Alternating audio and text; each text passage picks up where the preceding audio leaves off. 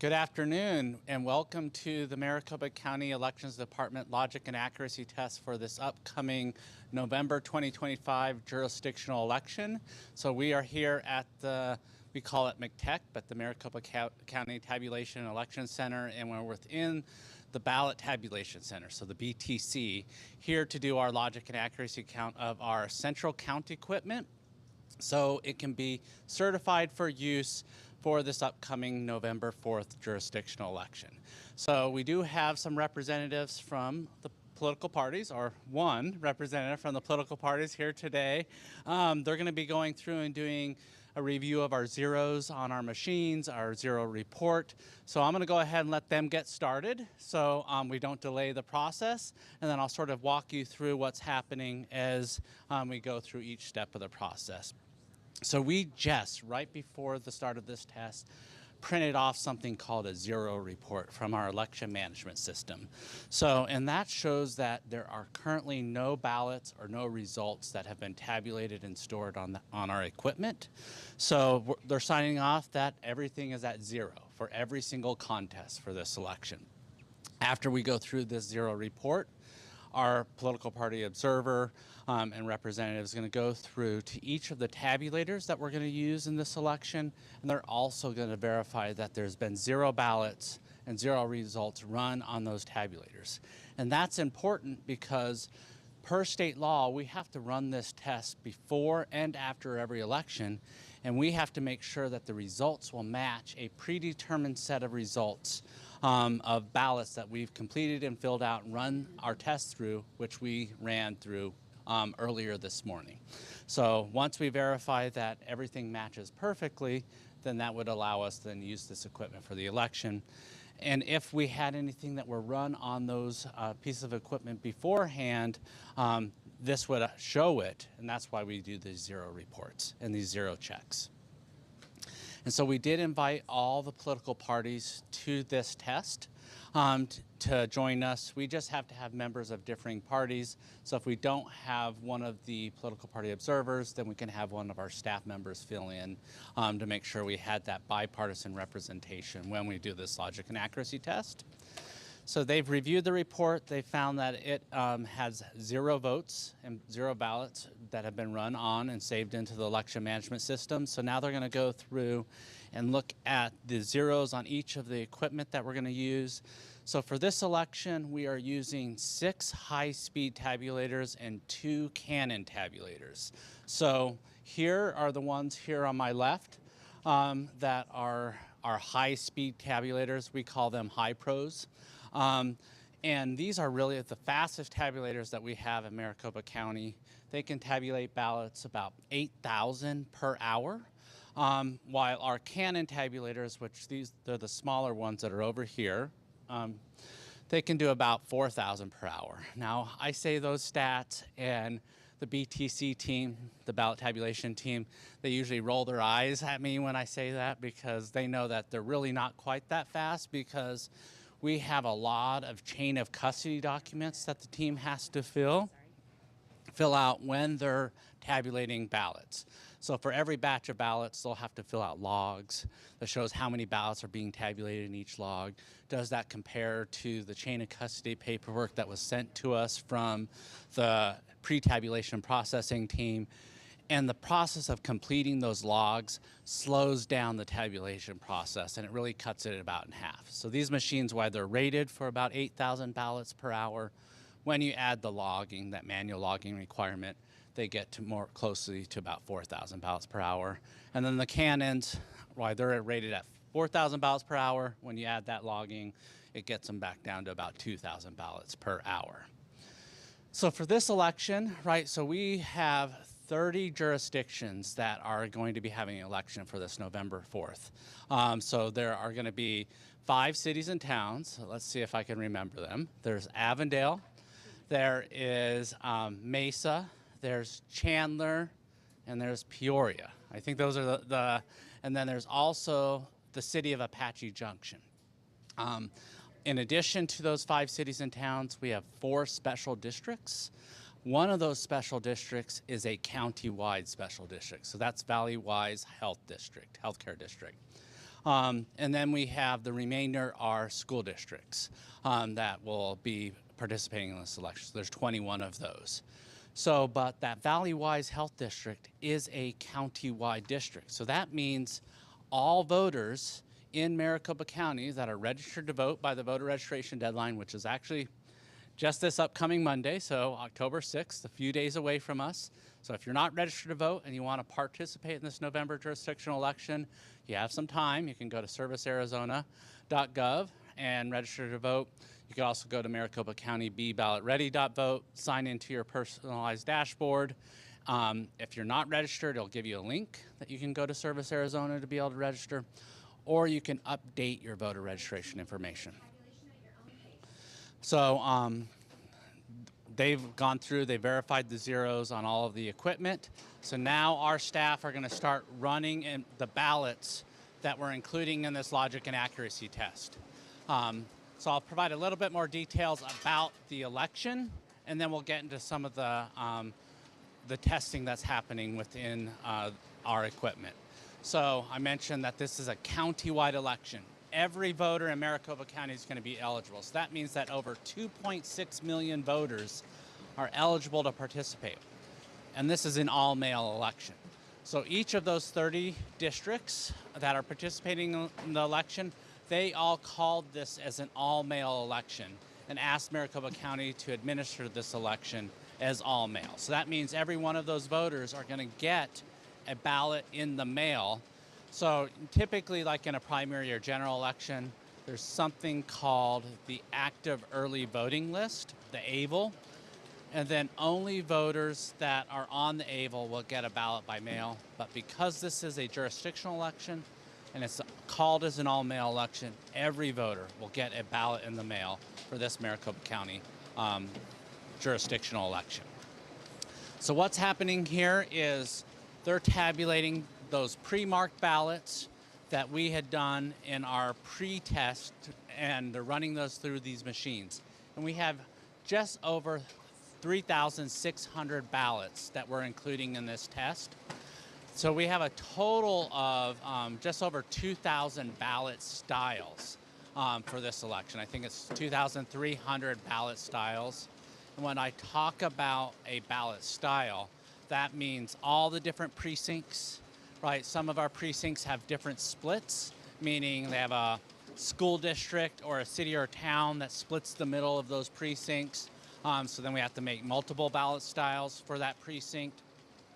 So we have just over 2,300 ballot styles for this election, and we're testing and including in this logic and accuracy test every single one of those ballot styles. We're also including something called a RAVBM ballot style. So that's a remote access voting by mail ballot style. So those are what our military and overseas voters use, referred to as the UOCAVA voters, so the Uniform Overseas Citizens Absentee Voting Act. So those voters have a special portal. This is all established by federal law that allows those voters to participate in this election. Like if you think about it, a military member that's overseas, right, protecting our country, they should be able to participate and vote in this election as well. So, but they vote using these RAVBAM ballots. So those also are included in this logic and accuracy test. And then we also have at our voting locations, even though this is an all-mail election, we're going to have 43 voting locations where a voter, if they damaged their ballot, if they made a mistake on their ballot and they need a new ballot, they can go to one of our voting locations to get a replacement ballot. And so we have 43 of those, and within each one of those, we'll have a accessible voting device. So that device will be available for a voter if they have a disability, and then they can vote their ballot autonomously by themselves and can be able to complete that ballot. And so those are also included in this test.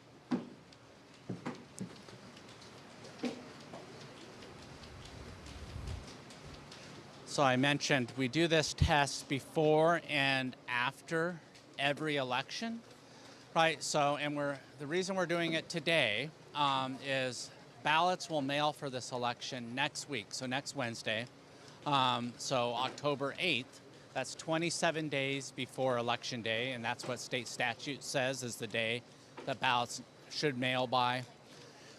Those will be mailed out by the recorder's office for this election. And so we're doing this test before those ballots mail to make sure that we've programmed our equipment correctly and that these ballots will tabulate accurately.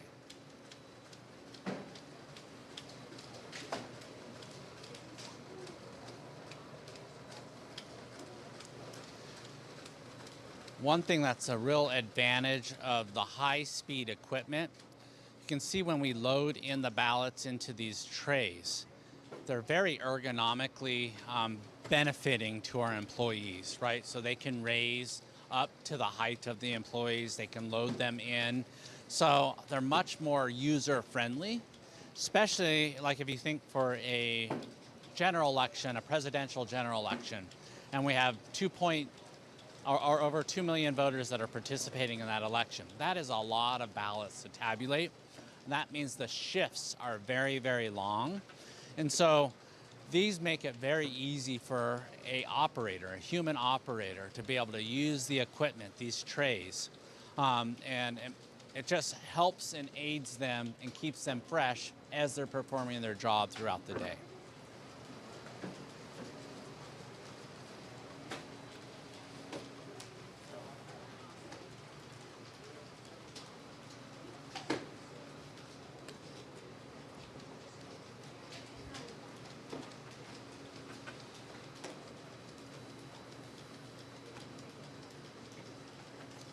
So one of the things in addition to this election being a all-male countywide election, which we've actually never had a countywide election conducted as an all-male election before. So that's a first for Maricopa County. The other thing that's unique or rare is, so we have 2 jurisdictions that are primarily in Pinal County. So Apache Junction, the city of Apache Junction, and the Superstition Fire District. Those are 2 districts that are predominantly in Pinal County. So the city of Apache Junction, they actually have one single precinct of Maricopa counties that overlaps into Maricopa County. The fire district only has even a tiny smaller portion of that precinct that overlaps and comes into Maricopa County. So because this is an all-male election, state law requires that we have a replacement ballot site within the district. So we have to find a location within that district. And because that small little precinct in that fire district did not have a location that we could use, we contacted the Pinal County Recorder and asked them if they would partner with us and allow us to put a voting location in the recorder's office in Pinal County. And so the recorder from Pinal County said absolutely, and they're allowing us on election day. They will also have a replacement ballot site in that recorder's office. So those city voters from Apache Junction and the fire district, if they needed that replacement ballot site, they'll be able to go to that office in Pinal County Recorder's office in Apache Junction, and then be able to vote a Maricopa County ballot and a Pinal County ballot.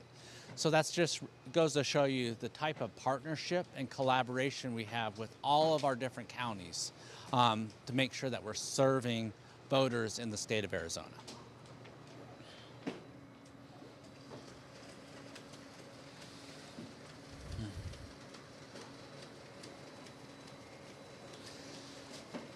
So sometimes, we like to do a lot of tours. One of the things that we do is a Tuesday tour day. Now, we don't do those when we have an active election going on because we pretty much lock the facility down and it's secure. But when we're outside of a live election, you can go to our website at maricopa.vote, and then you can go to our voter outreach tab within that, And then you can sign up for a tour to come tour our facilities. And we like to do those tours on Tuesdays. One of the reasons we've selected Tuesdays is that's when Election Day is, so it really goes tour Tuesdays, Election Day Tuesdays. But you can come in and do a tour of our facility. But I get a lot of questions about the security of our equipment when we're on those tours. So right now, in addition to this live video stream that we're doing, we also have, all right, I'm gonna have to come back to our security because, so here we have our Deputy Elections Director, and one of the things that we always do and include in our logic and accuracy test is a quality assurance check. So not only to run the ballots and make sure that they're tabulating the ballots accurately, but also ballots that shouldn't be counted, or that have some maybe damaged ballots or someone that's voted with red ink, that the tabulator's treating those correctly as well. So we have a few situations here. So red ink. So this is a ballot that's been filled in with all the ovals in there. You can see red ink. Now, our tabulation equipment can't read red ink. So when we run this ballot through, it's going to accept the ballot, but it's going to read it as a blank ballot. And when we get to our electronic adjudication stations, we'll be able to see what that looks like. But the reason why we need our tabulation equipment not to read red ink is because we have to use pens, right? Remember earlier I was talking about the speed of the equipment and how fast the equipment can run. Well, when we are filling out those logs, we use red pens. And if we were to drop one of those pens and it marked the ballot, then it could then be read by the tabulator. That's why we only use red ink. Here's another. We have, so per state statute, our tabulation equipment needs to be programmed that it will only accept ballots for this current election. So here we have a ballot from the November 2021. So last time we had a 19-inch ballot. So it's the last time we had a 19-inch ballot in the jurisdictional elections. So that's why we picked that. So we're going to test this 19-inch ballot, and it should be rejected by the tabulator. So that's just a test we include. So, right, because sometimes voters, right, in a mail election, they'll send out in a ballot from a prior election, and our ballot needs to reject this. So you can see here, so it rejected the ballot and it said it was not counted.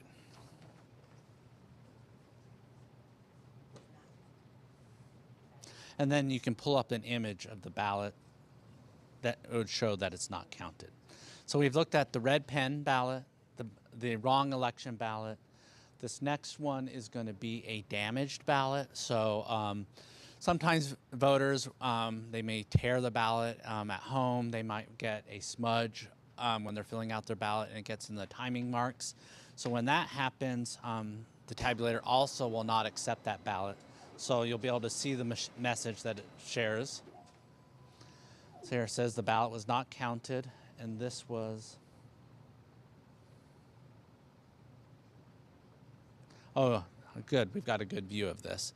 So the ballot here, you can see on the screen, there's that little tear in the corner, right? And then you can see where that tear occurs. And then also, I think there's probably a smudge in the timing mark here on something. Oh, we did not smudge it for this one. But it treats it exactly the same way. And we have the chairman from the Republican Party here, and he was here for a logic and accuracy test the other day. And so he saw all of these quality assurance ballots run through at that time too.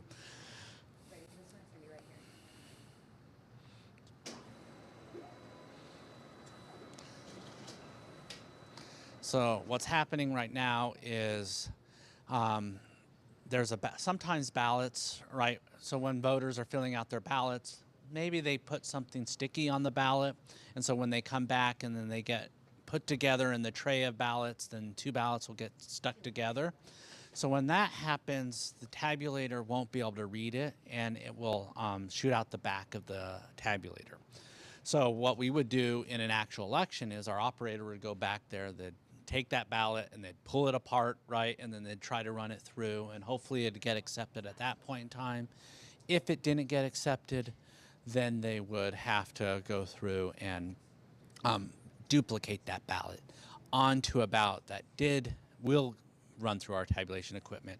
And that duplication process is done by citizen boards of Republicans and Democrats, members of differing parties that will come in and they need to duplicate that ballot exactly as the original ballot. They'll put marrying numbers on the ballot so then we can trace those ballots back together. And then when we tabulate them, we keep them all segregated and separated so they can always be traced back together. Sometimes if there is an election contest after a specific election, the court might order an inspection of ballots. And usually the duplicated ballots are things that the different candidates or the political parties want to take a look at just to make sure that we and our citizen boards, when they were duplicating the ballots, they duplicated them correctly. So that's why we try to keep them separated so they're easier to identify and find. So we've run all the ballots through our tabulation equipment, and so we're going through and doing our numbers. So this is one of those security measures that we do during every election. So like political parties, they're able to appoint observers throughout the entire process. So out at the voting locations, there can be observers. In the recorder signature verification rooms, there can be observers. In the elections department pre-tabulation processing, that's where the ballot is being separated from the envelope, there's observers. And in here, our ballot tabulation center, we have observers as well. But this is the one room where they play more than a role of just observing. They're actually filling out paperwork and logs. And so they'll go before every shift and verify that we've not tabulated any ballots. They'll log the number of ballots that we've tabulated when we break for lunch. When we come back from lunch, they will verify the number of ballots. And that's one of the controls that we have, that we're not counting ballots when observers are not present. So now we've moved on to something called electronic adjudication. So electronic adjudication, it happens at these stations, and that is a process in which if our tabulation equipment can't read a voter's intent, then we need to send it to a bipartisan adjudication board. Again, it has to be a Republican and a Democrat with a third-party inspector, like an independent or libertarian or Green Party individual serving as the inspector. And they'll review the ballots for intent, right? And why might a ballot not be able to be read by our tabulation equipment for intent? Well, one of the most common reasons is voters when they're voting for a write-in candidate, right? They'll fill in the oval, and so our tabulation equipment can read the oval that this is a vote for a write-in, but they won't know what write-in candidate that voter is voting for. So then we would need this adjudication board to be able to go through and identify the write-in candidate and then award that vote within the electronic adjudication system for that write-in. Other times is someone may overvote a contest. So let's say it's a vote for U.S. Senator, and that's a vote for one. There might be 4 candidates on the ballot, but you're only able to vote for one of those candidates. Well, sometimes voters will vote for or fill in more than one oval in that contest. And then sometimes they correct it. Like maybe they'll fill in an oval for one and then they'll change their mind and cross that out and fill in the oval for then another candidate. And they write not this one next to the one they cross out, and yes, this one next to the one that they filled in the oval for and didn't cross out. Well, our tabulation equipment would read that as an overvoted ballot for that contest. But if we can determine voter intent by those crossouts, by the little message that the voter sent us, then federal and state law requires that then we can award that vote. So that would be another situation where our tabulation equipment couldn't determine the intent of the voter. They're seeing, the tabulation equipment is seeing both ovals filled in. And so then it'd be reading as an overvote. Other times voters may circle the ovals instead of filling in the ovals. And so that would be read by our tabulation equipment potentially as a completely blank ballot.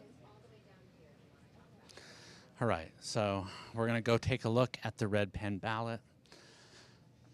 So if you recall, we showed you the red pen. It was all the ovals were filled in with a red pen, and because our tabulation equipment can't read red ink, and then it looks to our equipment and our images as a completely blank ballot. So the only reason we know that this was a red pen test ballot is right up here, this word that we wrote in something not in red ink that says red pen test, but then you can see each oval that was filled in now is showing in as blank.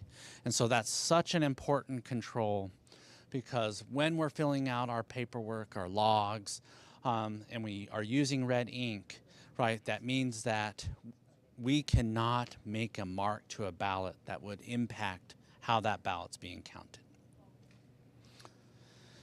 So the other item, so what I was describing is if there is a blank ballot, right, let's say a voter didn't use red ink, but they were using black ink or blue ink, and they circled each of the ovals, right, rather than filling them in.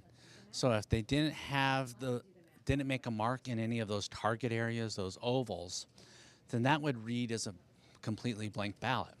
However, this bipartisan board would be able to say, oh no, this voter is voting with circles around the ovals. And so I can clearly determine that voter's intent. And so then they would be able to award each of those votes within those contests. All right, so right now what they're doing is they're verifying the numbers of ballots that were run through each of the tabulators to verify that they match, right, the numbers of ballots that we included in our test. So they're doing this while we're running the results for the ballots that were just run. So as they run those ballots and those results, then so that'll be here in a few minutes. Then they will compare that to the predetermined results, and we'll see if they match. So for this election, so Chandler is one of those cities that is having an election. They will have the most contests on their ballot to consider. I think they have 9. Some of the Chandler voters will have 9 contests that they will be before them to vote and to consider. We have a few other jurisdictions that may have in the 6 to 7 vote or question range, but Chandler is the one that will have the longest ballot. For most voters in this election, they will only have one single contest, though, on their ballot, and that will be the countywide Valley Healthwise contest. So now, some of those voters may say, why are you sending me a 19-inch ballot, right, front and back for this one single contest? And that is because, right, we have to create a ballot that works for every single voter. So for those City of Chandler voters and some of the the voters that are in City of Phoenix, they will have contests on their ballot on both the front and the back of their ballot, right? And so we have, even though most voters only have that one contest and they'll think, oh, there's all this white space, why is the county wasting all this space and paper on this ballot? It's because we've had to create a 19-inch ballot that will serve all voters for this election. So because we have some voters that have up to 9 contests on their ballot, that's why we've had to go to a 19-inch ballot. Now, one of the things that we do use, we use something called tagline text or shorter text for each of those questions that are on the ballot. Because if we did not do that, we would have actually had to have a multi-page ballot, so multiple pages. I think it might have been as many as 3 different pages to fit all the contests with all the ballot language. So we have abbreviated that language on the ballot, made it a little bit shorter. It's still understandable to the voter to be able to vote that. But then along with that ballot, in their actual envelope that gets sent to them, there's going to be something called a full text insert. So, and in that full text insert, you'll have all the ballot language, all the language so the voter can read every single item on that when they're completing their ballot. We'll also have those at our replacement ballot sites. And then each of the jurisdictions that had an election or is having an election, they're sending out something called publicity pamphlets. And those publicity pamphlets should be arriving in those households with voters. And in their mailboxes, and that will have a lot more information on the questions that are before voters for this election. All right, so now they're going through and they're going to be doing a comparison of those predetermined results with the results we just tabulated, and we're going to see if they match.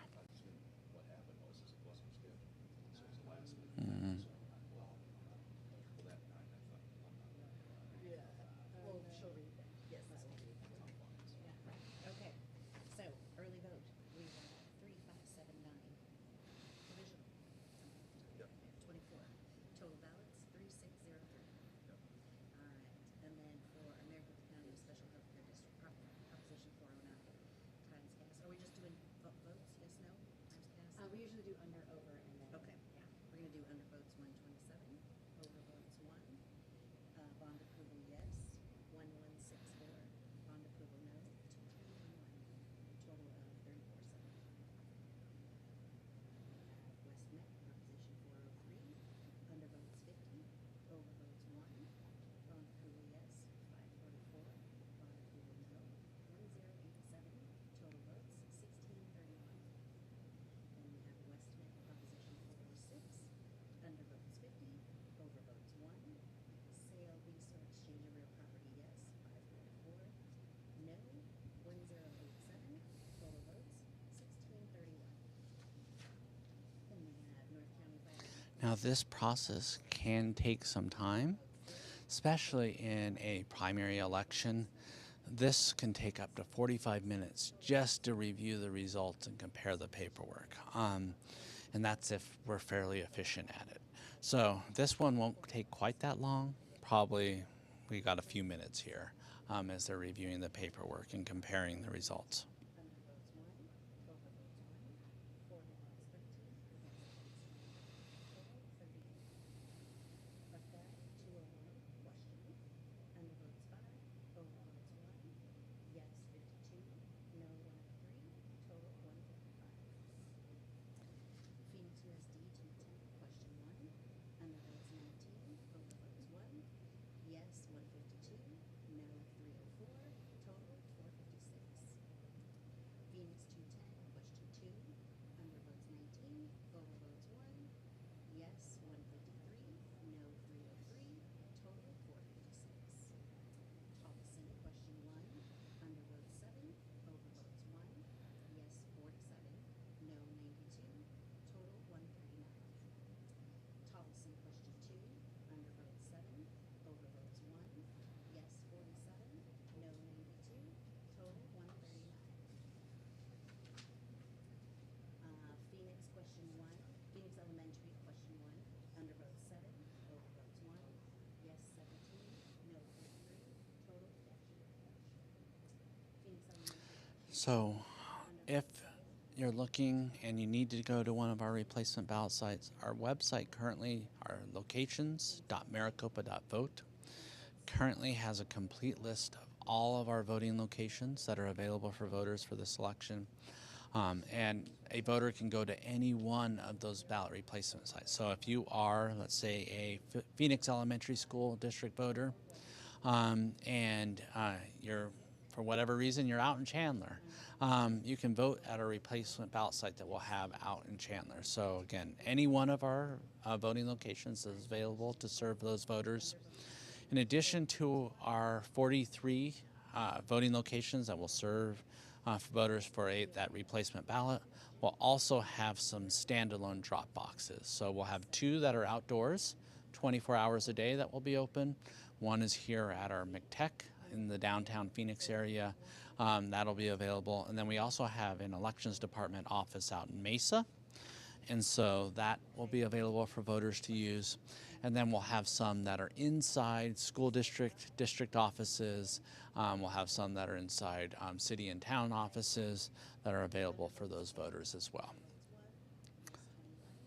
So the 2 outdoor drop boxes, we have a live video stream on our website at maricopa.vote, and you can go and watch. They're up 24 hours a day that you can watch as voters are using those ballot drop boxes.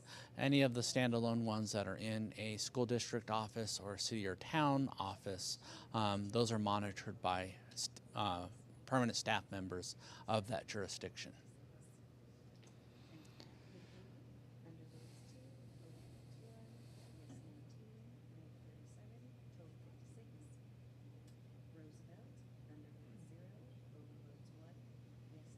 Under votes 2,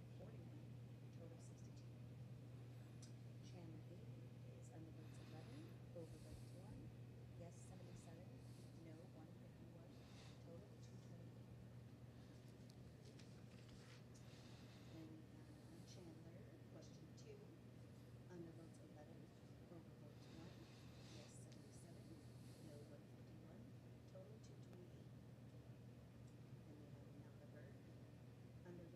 votes 1, yes 19, no 37, total 52.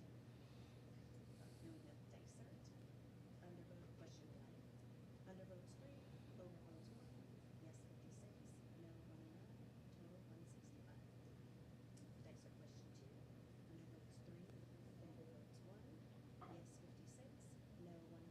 41, total 62. Then we have Chandler, question 2, under votes 11, over votes 1, yes 77, no 151, total 228. Then we have Malaberg, under votes 0, over votes 1, yes 11, no 29, total 52. Then we have Dysart, under vote question 1, under votes 3, over votes 1, yes 56, no 109, total 165. Dysart question 2, under votes 3, over votes 1, yes 56, no 109, total 165. Saddle Mountain question 1, under votes 2, over votes 1, yes 12, no 23, total 35. Saddle Mountain question 2, under votes 2, over votes 1, yes 12, no 23, total 35. Pendergast, under vote 0, over votes 1, yes 21, no 39, total 60.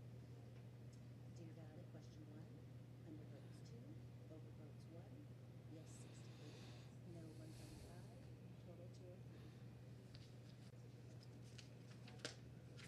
Deer Valley, question 2, under votes 2, over votes 1, yes 68, no 68. No 135, and total 203. All right, Hatchie Junction, Prop 493, under votes 2, over votes 1, yes 4, no 6, total 10. Avondale, Prop 404, under votes 2, over votes 1, yes 20, no 38, total 52. Avondale, Prop 405, under votes 2, over votes 1, yes 20, no 38, total 58. Then Chandler, question 1, under votes 13, over votes 1, yes 59, no 114, total 173. Chandler, question 2, under votes 13, over votes 1, yes 59, no 114, total 173. Chandler, question 3, under vote 13, over votes 1, yes 59, no 114, total 173. Looks like there's just a couple more pages left.